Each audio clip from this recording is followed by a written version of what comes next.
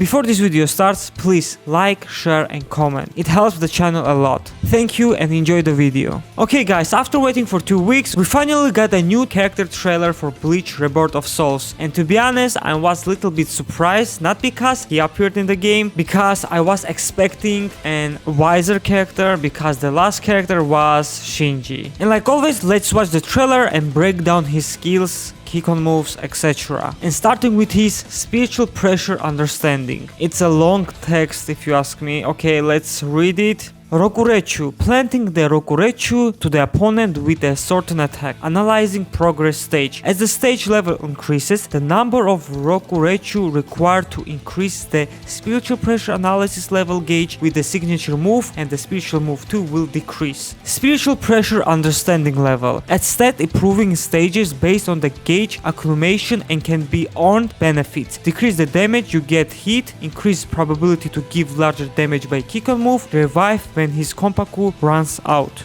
It's a lot going on with his signature gauge, but I'll try my best to explain what's going on there. So basically, the first one, Rokurechu. By planting Rokurechu to opponent with certain attack. This certain attack is your signature move, aka the circle button. Now for analysis progress stage. Okay, before I start, I need to mention two things. We have two gauges here. One is until 100 and one is until 3. So the 100 one is the analysis level and the 3 one is obviously the stage level. When the stage level is higher than 1, you will need a fewer Rokurechu plants to increase analysis progress stage. And lastly, the spiritual pressure understanding level. I'm guessing in this text they are referring to the analysis level gauge. The higher the percentage of the analysis level, the less damage the opponent will deal to you. More damage you will deal with your Kinon move, with your ultimate. And lastly, you can be revived if your Konpaku level, your life bars, will reach to 0. So basically you have to plant these plants to your opponent in order to learn about them, and after learning about them you will get a huge benefits like they have mentioned in their description.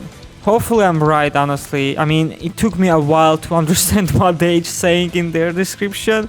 Okay, now moving to his signature move. Retrieve Rokurechu. Grab the opponent at a close distance and retrieve the Rokurechu that has been planted in the opponent. The number of Rokurechu that has been retrieved will be increased analysis progress stage, spiritual pressure understanding level, and the corresponding performance will increase. I already explained what his signature move does and his special gauge. If you want, you can rewatch it because I don't want to waste any time on that again. Now moving on to his spiritual pressure move 1. I need your corpse intact. Counter-attack that moves to opponent's back by activating Sanido. Along with inflicting damage, Szayelaporro will plant the Rokurechu in the opponent.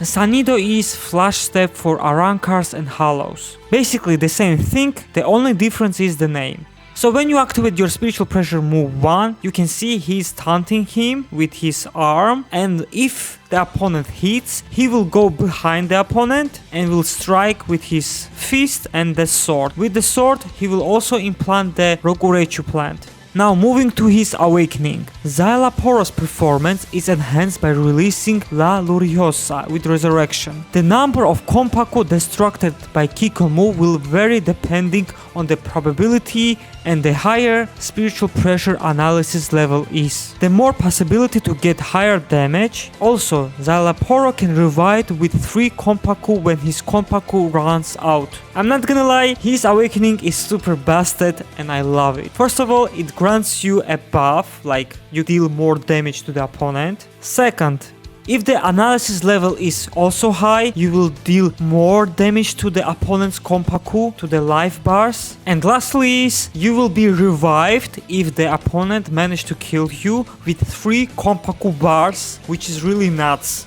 Plus, during his awakening form, you have different movesets, which is really also good. I mean, they cooked with this awakening, I'm not gonna lie. Shinji's was really underwhelming, but this one is overwhelming in a good way possible. And like always, they are teasing his Kinon moves through ultimate, which is really interesting. I also see like Mayuri's chibi doll, which is really cute, and basically he crushes the internal organs like in the anime and manga. And finally, his character outro. Szayelaporro Granz, characterized by tricky, unique rules and outcomes based on luck. And that's all for the character, and honestly I'm really pleased with him. I don't have anything bad to say. The developers cooked with this character. They managed to recreate how he fights in the anime and manga and represent in the game, which is really was I think difficult task to do, but they managed to accomplish that with a perfect score in my opinion. And that's all for the video. Let me know what you think about this character. Do you like him or you dislike him? And hopefully I managed to explain his special gauge the best way I can. If you have any question, I'll try to answer it the best way also I can in more simplified form if I say so. So don't be shy.